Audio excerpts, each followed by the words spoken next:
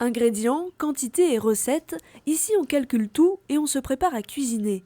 C'est le concours des Greta, organisé par les académies de Versailles, Créteil et Paris.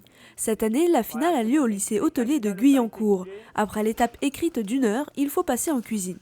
Et je crois que devant les fourneaux et en maniant les casseroles, bien évidemment, vous allez pouvoir vous libérer et justement faire preuve de tout le talent que l'on attend de vous. Merci.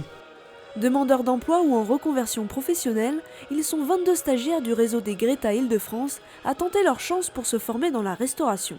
J'ai découvert ça depuis quelques années et ça me passionne beaucoup. Avant j'étais artiste peintre, maintenant je fais des gâteaux. Donc, je reste dans les couleurs, dans les matières. Ça fait très longtemps que je n'ai pas passé d'examen et du coup, oui, enfin, c'est une pression, la pression naturelle de l'examen. Je sais qu'il n'y a aucun enjeu, il n'y a rien à perdre, rien à gagner. C'est comme ça, c'est naturel.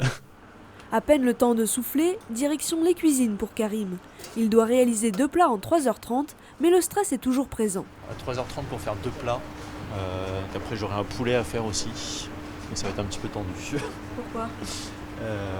Parce que c'est court, 3h30, et puis c'est pas forcément des techniques que je maîtrise totalement.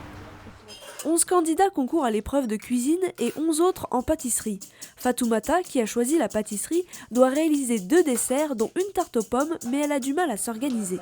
Vous avez déjà fait votre compote ? Non, pas encore. Vous avez foncé votre tarte ? Non.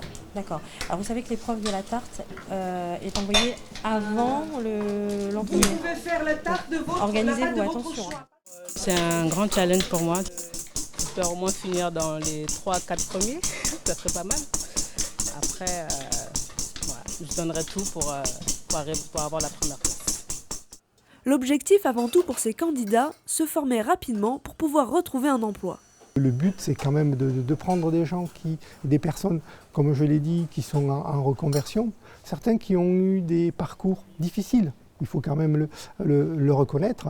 Et notre objectif, c'est de les redynamiser, c'est de travailler avec eux leur projet professionnel et vraiment de les réinsérer. Malgré le stress, c'est l'Yvelinois Karim Terbech qui a fini premier au concours de cuisine. Fatoumata est arrivé 3e en pâtisserie. Ils finiront tous les deux leur CAP en juin prochain.